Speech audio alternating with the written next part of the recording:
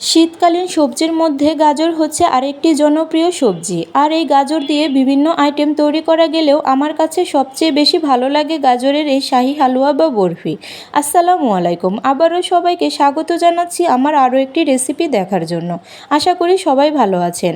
সামনে যেহেতু শবে বরাত, এজন্য আমি শবে বরাত স্পেশাল শাহী গাজরের হালুয়া বা বরফি তৈরি করছি। অনেকে তো অনেকভাবেই গাজরের হালুয়া তৈরি করে খেয়েছেন। আমার এই রেসিপিটা ফলো করে একবার বানিয়ে দেখবেন, সবাই আঙ্গুল চেটেপুটে খাবে। আশা করি রেসিপিটা আপনাদের ভালো লাগবে। তাহলে চলুন, এখানে কিছু গাজর আমি উপরের খোসা ছাড়িয়ে ভালো করে ধুয়ে পরিষ্কার করে নিয়েছি। এবার একটি ভেজিটেবল গ্রেটারের সাহায্যে গ্রেট করে নেব।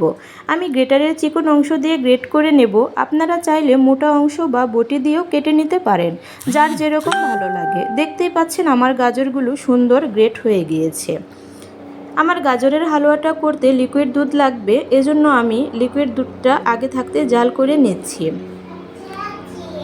হালুয়াটা করতে গাজর, গুঁড়ো দুধ, চিনি, বিভিন্ন রকমের বাদাম, কিশমিশ, এলাচ পাউডার আর লিকুইড দুধ লাগবে, এলাচ, দারচিনি, তেজপাতা আর ঘি। এবার চুলাতে একটি কড়াই বসিয়ে দিয়ে কড়াইটা গরম হয়ে আসলে এখানে 3 টেবিল চামচ ঘি দিয়ে দেব।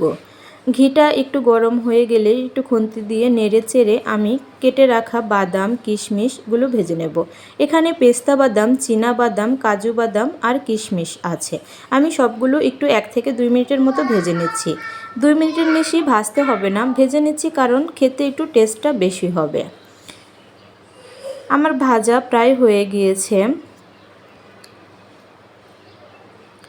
এবার ভাজা হয়ে গিয়েছে, এবার আমি একটি চামচের সাহায্যে একটা বাটিতে তুলে নেব।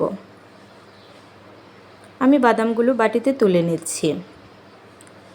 তোলা হয়ে গেলে আমি আবার এখানে ঘি অ্যাড করব। এখানে আবার 3 টেবিল চামচ ঘি দিয়ে দিচ্ছি।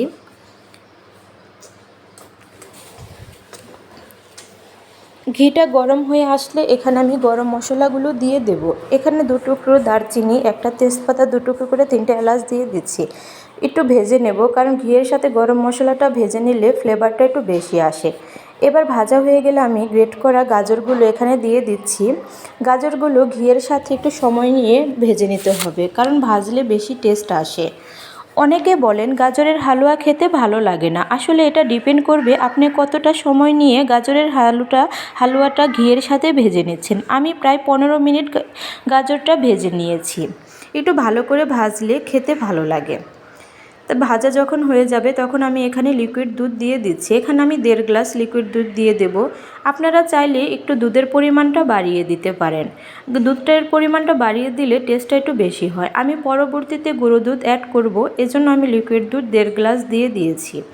এবার আমি একটা ঢাকনা দিয়ে ঢেকে দেব। কিছুক্ষণ আমি ভেজে নিব, যতক্ষণ না দুধটা টেনে আসছে।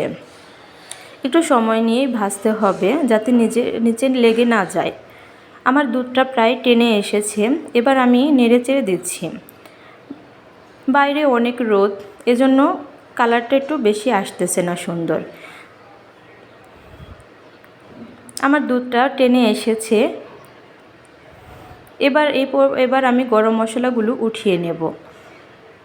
তারপর আমি এখানে 2 বাটি, ছোটো বাটির 2 বাটি চিনি দিয়ে দিয়েছি। আমি আজকে বরফি টাইপের হালুয়াটা করব, এজন্য চিনির পরিমাণটা একটু বেশি দিয়েছি। এখানে অল্প একটু লবণ দিয়ে দিয়েছি, কারণ তারপর আমি এখানে এলাচের পাউডারটা দিয়ে দিয়েছি। এলাচের পাউডারটা দিলে ফ্লেভারটা একটু বেশি আসে, খেতেও ভালো লাগে। চিনির পরিমাণটা আপনারা কম দিতে পারেন যদি আপনারা ঝরঝরে রাখতে চান। বরফি টাইপের করলে চিনির পরিমাণটা একটু বেশি লাগে। তারপর এখানে ভেজে রাখা বাদামগুলো দিয়ে একটু নেড়ে চেড়ে নিচ্ছি, কারণ যত ভাজা হবে তত গাঢ় হবে। তারপর আমি গুঁড়ো দুধটা একে একে 3 বার করে অ্যাড করব। তাহলে ভালোভাবে মিক্স হবে, আবার খেতে গেলেও খুব ভালো লাগবে। গুঁড়ো দুধটা অপশনাল, আপনারা চাইলে নাও দিতে পারেন, কারণ আগেই লিকুইড দুধটা ব্যবহার করেছি আমি।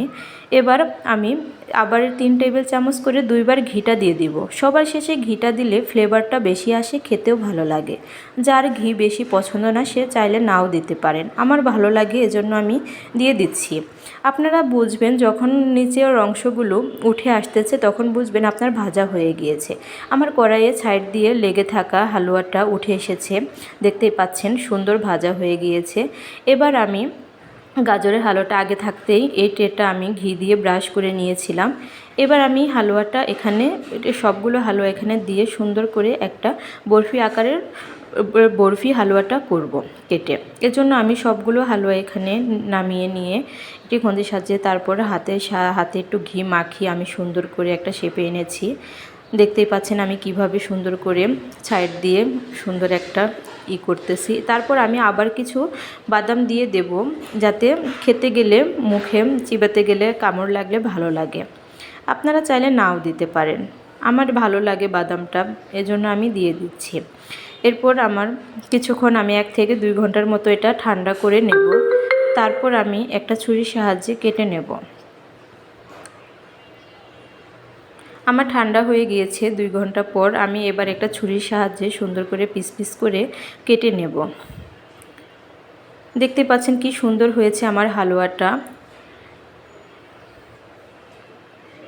হালুয়াটা অনেক সফট হয়েছে, খেতেও অনেক মজা হয়েছে। আমার ছেলে তো অলরেডি 1 পিস খেয়ে ফেলেছে। আমি সুন্দর করে একটা থালাতে সাজিয়ে নিয়েছি। আমার রেসিপিটা ভালো লাগে অবশ্যই আমাকে লাইক, কমেন্ট, শেয়ার করবেন। আল্লাহ হাফেজ।